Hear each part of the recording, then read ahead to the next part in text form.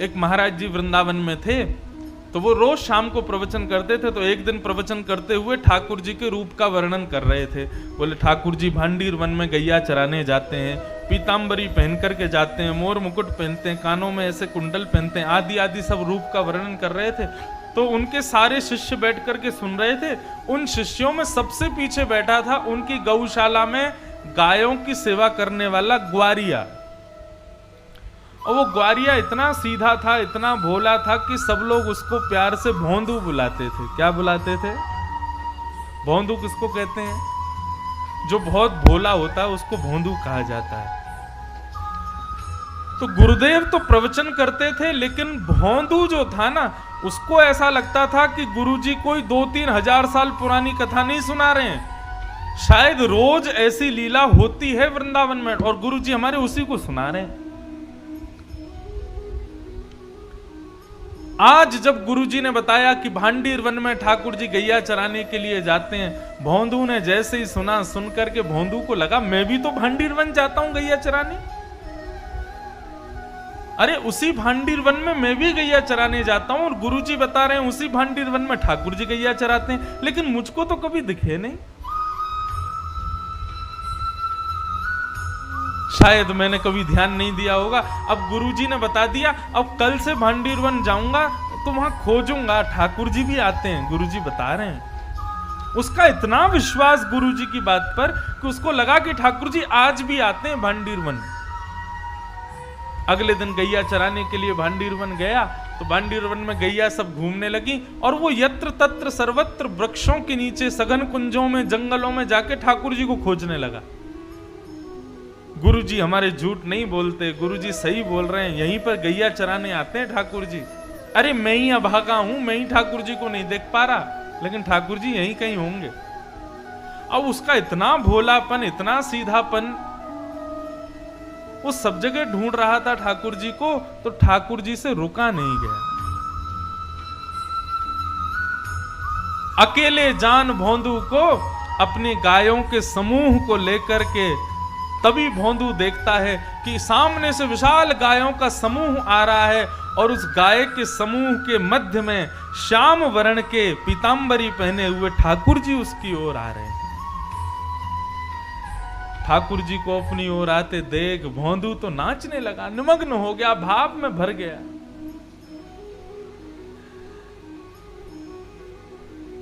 कटाक्ष नेत्र ठाकुर जी के, सुंदर कपोल, मधुर मुस्कान, घुंघराले केश, मोर मुकुट सिर पर, पीतांबरी पहने हुए, चंदन की सुगंधी महकते हुए ठाकुर जी गैया चराते हुए आ रहे हैं। भोंदू ने जैसे ही उसको देखा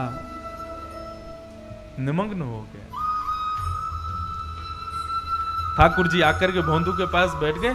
अब भोंदू और ठाकुर जी दोनों एक दूसरे को देखें। भोंदू बोला, आप वही श्याम सुंदर हो ना जिनके बारे में हमारे गुरुजी सुनाते हैं? ठाकुर जी बोले, हाँ हम वही श्याम सुंदर हैं। बोले, अच्छा।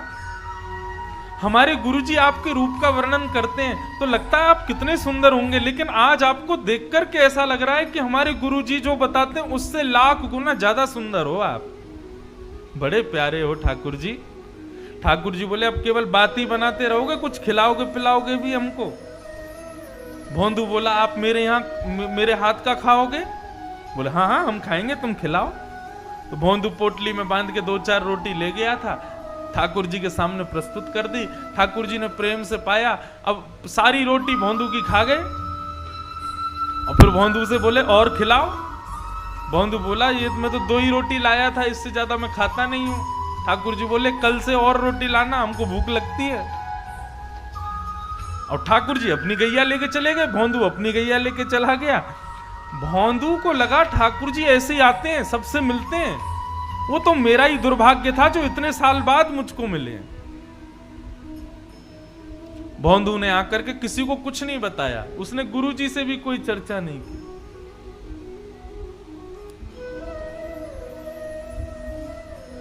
दूसरे दिन जैसे ही भोंदू जाने लगा, ज्यादा रोटियां ले गया, ज्यादा सब्जियां ले गया। तो रसोई घर के जो महाराज जी थे उन्होंने जाकर के गुरुजी को बताया। बोले, गुरुजी आज तो भोंदू इतना सारा भोजन लेकर के जा रहा है। गुरुजी आए, आकर के बोले भोंदू तुम तो इतना नहीं खाते, किसके लिए लेके जा रहे हो? तो भोंदू ने सहज भाव से कहा, बोले गुरुजी मैंने आपको बताया नहीं, लेकिन मैं जहां गैया चराने जाता हूं ना भांडीर वन में, वहां ठाकुर जी भी आते हैं अपनी गैयाओं के साथ। कल आए थे, मेरे से रोटी मांग रहे थे तो मैंने 2 रोटी खिला दी, तो ठाकुर जी को कम लगी इसलिए मैं ज्यादा लेके जा रहा हूं।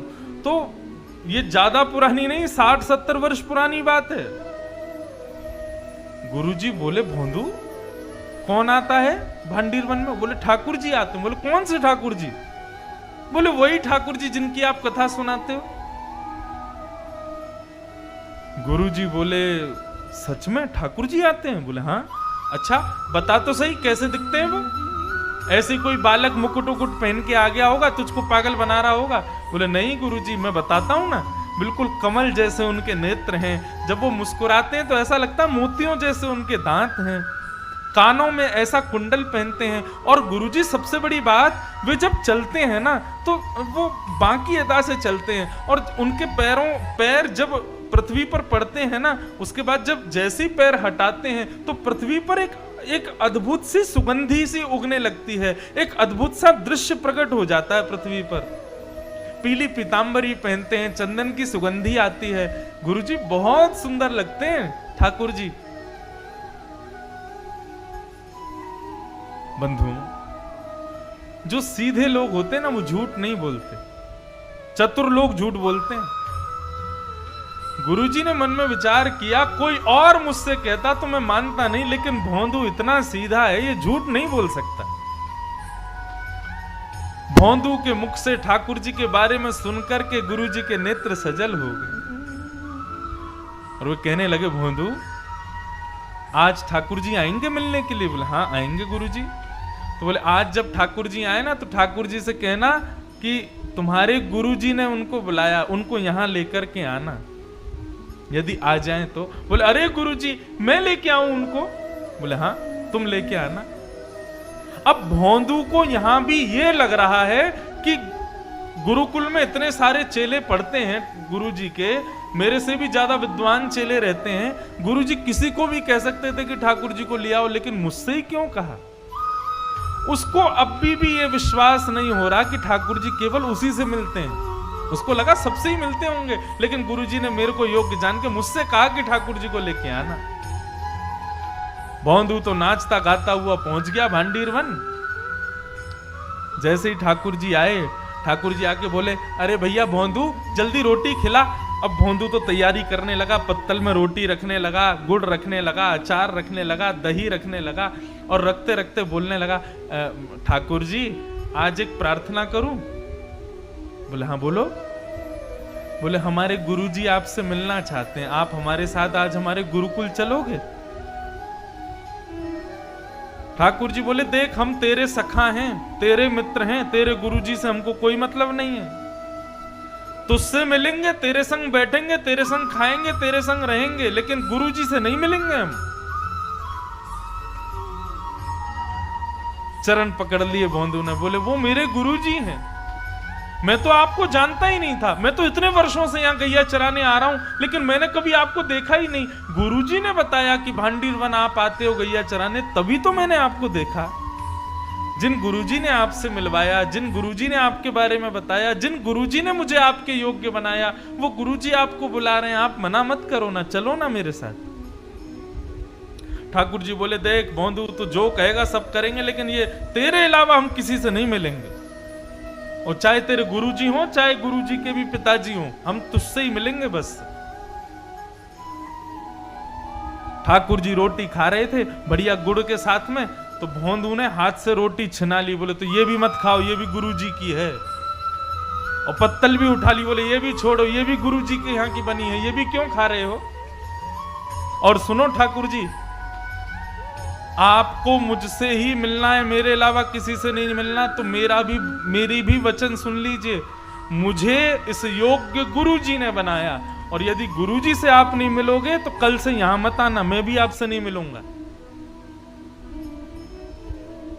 ठाकुर जी बोले तू अभी जानता नहीं है, बड़े बड़े लोग त्रिलोकीनाथ के दर्शन के लिए हिमालय पर जाके तपस्या करते हैं, तब जाके मेरा दर्शन मिलता है, और हम तेरे सामने इतनी सहजता से बैठे, तू कह रहा कल से मिलेगा नहीं।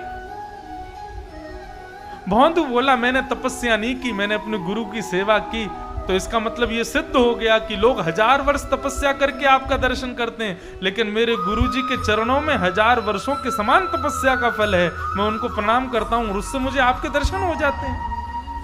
ऐसे गुरु को क्यों नहीं मिलोगे आप? ठाकुर जी बोले गुरु जी से नहीं मिलेंगे। तो फिर भौंदू बोला ठीक है, तो आज से मेरी आपकी कट्टी, कल से मत आना यहां पे, मेरे गुरु जी के नहीं तो फिर मेरे भी नहीं आप। और भौंदू ने अपना सारी सामग्री उठाई, सारी गैयाओं को इकट्ठा किया और जाने लगा वहां से, भगवान को छोड़ के जाने लगा। भगवान बोले अरे भौंदू रुक तो जा। बोले अब तो मैं तभी रुकूंगा जब आप मुझे वचन दोगे कि मेरे गुरुजी से मिलोगे। अगर आप ये वचन नहीं दोगे तो मैं नहीं मिलूंगा, मैं नहीं रुकूंगा। भौंदू जाने लगा, थोड़ी दूर गया, थोड़ी और दूर गया। अब मानो जैसे कि हमारे श्याम सुंदर के त्रिलोकीनाथ की त्रिलोक की संपदा छूट रही हो। दौड़े भौंदू के पीछे, और पीछे जाकर के भौंदू के कमर पर चढ़ गए ऊपर, और बोले तू जहां जाएगा सब जगह जाएंगे, लेकिन तू छोड़ करके मत जा, ले चल अपने गुरुजी के पास में। और आज आश्रम में बैठे गुरुजी राह तक रहे थे कि भौंदू आ रहा होगा गैया लेकर के, तभी क्या देखते हैं असंख्य गायों का झुंड आ रहा है, और उन असंख्य गायों के झुंड के बीच में भौंदू अपने कमर पर ठाकुर जी को उठा करके ला रहा है। ये दृश्य देखते ही जो गुरुजी थे वे तो मूर्छित हो गए, और जब होश में आया तो नंद नंदन को सामने देखा। उठते ही जैसे ही ठाकुर जी को देखा, ठाकुर जी को प्रणाम नहीं किया, पहले भौंदू को प्रणाम किया। बोले तेरी भक्ति को प्रणाम करता हूं भौंदू, तेरी इतनी सरलता, इतनी सहजता, इतनी कोमलता कि तेरा नाम भी कोई तेरे को नहीं बुलाता, सब तेरे को भौंदू भौंदू बुलाते, इतना सीधा है तू। आज तेरे वशीभूत होकर के त्रिलोकीनाथ मेरे आश्रम चल के आए। ये सत्य घटना है वृंदावन की।